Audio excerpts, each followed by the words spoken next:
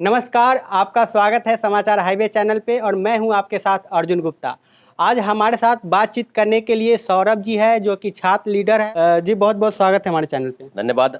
समाचार हाईवे के जितने भी चैनल के लोग व्यूअर हैं उनके माध्यम से जो सवाल है नियोजित शिक्षकों के सवाल पर लगातार 3,50,000 नियोजित शिक्षक जो राज्य के विभिन्न विद्यालयों में अध्यापन करा रहे हैं, तो समस्या आज की नहीं है, ये बरसों की समस्या है।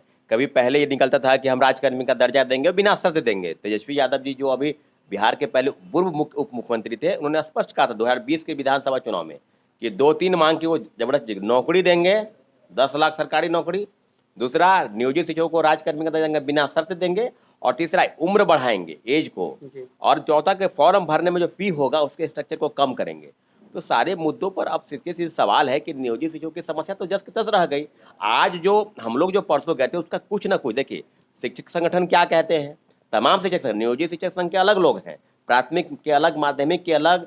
तो मुझे लगता है कि सारे संघों के बीच में अगर सामंजस्य की स्थापना अगर नहीं हो पाई है या कुछ कहना चाहते हैं, तो सरकार के तरफ से ये अब जो मांगे हैं कि 3 बार से करके और 5 बार किया गया, और परीक्षा को ऑनलाइन मोड से हटाकर ऑफलाइन मोड में किया गया, यानी कंप्यूटर बेस्ड परीक्षा नहीं होगी, अब जो होगी वो कलम और कॉपी पेज पर होगी। सरकार के तरफ से कई चीज़ें सुझाव तो बेहतर है, लेकिन मुझे लगता है कि अगर शिक्षक संघ के नेता इस बात से नाराज हैं, क्योंकि वो कहते हैं कि हम परीक्षा नहीं देंगे, तो मुझे लगता है कि अगर नियोजित शिक्षक चाहते हैं कि हम परीक्षा नहीं देंगे, तो सरकार इस मुद्दे पर बात करे, क्योंकि मुद्दा तो बिल्कुल अलग है। अगर सरकार कहती कि नहीं परीक्षा आपको देना होगा, लेकिन मुझे लगता है कि परीक्षा देने में कोई दिक्कत नहीं है, परीक्षा आप दीजिए। सर आपने सम्राट चौधरी सर से मिले, क्या कुछ बातचीत हुआ? सम्राट चौधरी जी से, जो बिहार के अभी उप मुख्यमंत्री हैं, उन्होंने स्पष्ट कहा था कि नियोजित वाले मामले को लेकर हम मुख्यमंत्री जी के पास जाएंगे। हम लोग का स्पष्ट करना था कि परीक्षा लेने में कोई दिक्कत नहीं है, परीक्षा आप लीजिए, लेकिन फेल करने के बाद नौकरी वाले जो हटाने की बात है, इस पर सवाल है। सर आप बोल रहे हैं परीक्षा लीजिए, लेकिन आज ही मैं गर्दनी बाग पे गया था, वहाँ पे शिक्षकों से बात किया तो वो लोग बोल रहे हैं कि हम परीक्षा नहीं देंगे, साफ रूप में बोल रहे हैं। जितने भी टीचर है सब जो बोल रहे हैं कि अब हमारी उम्र परीक्षा देने की नहीं है। कई शिक्षक संघ के नेताओं के साथ हमारी बातचीत हुई है, उन्होंने भी कहा था कुछ की नाराजगी हो सकती है नियोजित। देखिए, अब 100 का आंकड़ा अगर लेंगे 10 लोग विरोध करेंगे, लेकिन 90 लोग का भी बात तो सुना जाएगा। अगर आप परीक्षा देने के ही नहीं है पक्ष में, तो सरकार के पक्ष में एक मुद्दा है कि हम परीक्षा ही नहीं देंगे, तो फिर ऑनलाइन ऑफलाइन मोड की बात, नौकरी से हटाने की बात तो खत्म ही हो गई।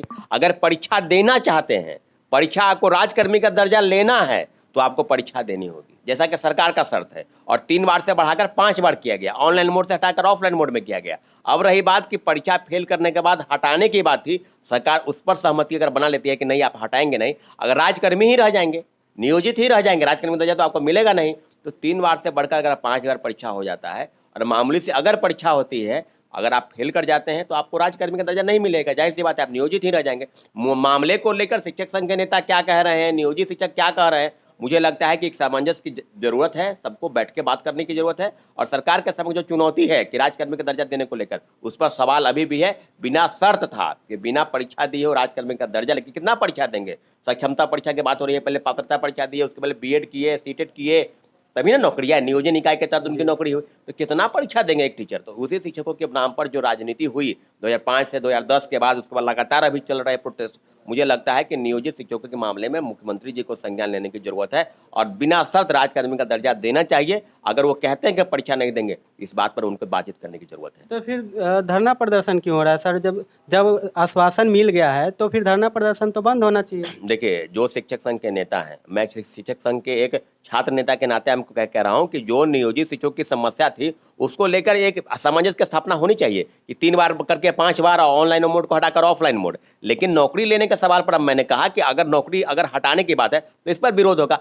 हम भी गर्दनी बाग धरना प्रदर्शन में जाते हैं, इधर जो आंदोलन नियोजित वाले के हुए उसमें शिक्षक संघ के नेता लोग वहां जाते हैं, ऐसी बात नहीं। अगर कुछ कमी है सरकार का समक्ष रखी जा रही है, मुझे लगता है कि आज से लेकर कल तक पूरा फाइनल अल्टीमेटम आ जाएगा कि करना क्या है और सरकार क्या करने जा रही है। सर क्या कहेंगे लास्ट में? नियोजित शिक्षक है वो लोग परेशान हैं। देखिए, नियोजित शिक्षकों को हम यही कहेंगे कि राजकर्मी का दर्जा लेना है, मैं जहां तक समझता हूं तो 5 बार हो परीक्षा में बैठने में कोई दिक्कत नहीं, लेकिन अगर फेल कर जाते हैं तो नियोजित ही रह जाएंगे, पास करेंगे तो राजकर्मी का दर्जा मिलेगा, जो मूल वेतन मान उसमें वृद्धि होगी, और सरकार की तरफ से जो भी योजनाएं लाई जा रही है उसमें आपको बढ़ चढ़ कर हिस्सा लेने की जरूरत है। विरोध करने के तरीके और भी हैं, लेकिन अगर आपके शिक्षक संघ के नेता आपके साथ हैं, तो सरकार से बातचीत करके जो रास्ता है, जो गेट है, वो खोल के रखिए, फिर बातचीत होगी। अगर सामंजस्य बनता है तो आगे की समस्या का समाधान, नहीं तो फिर समस्या जस के तस रह जाएगी। बहुत बहुत धन्यवाद हमारे चैनल से जुड़ने के लिए। तो एक तरफ सरकार जो है बोल रहे हैं कि परीक्षा लेंगे, तो दूसरी तरफ टीचर नाराज है, बोल रहे हैं कि मैं कितना परीक्षा दूं, परीक्षा अब नहीं देंगे।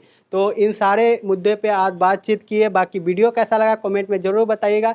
चैनल पे नए हैं तो चैनल को सब्सक्राइब कर लीजिए और बेल आइकन दबा के नोटिफिकेशन बेल को ऑन कर लीजिए, ताकि इसी तरह के खबर आप तक आते रहे। मिलते हैं किसी नेक्स्ट वीडियो के साथ।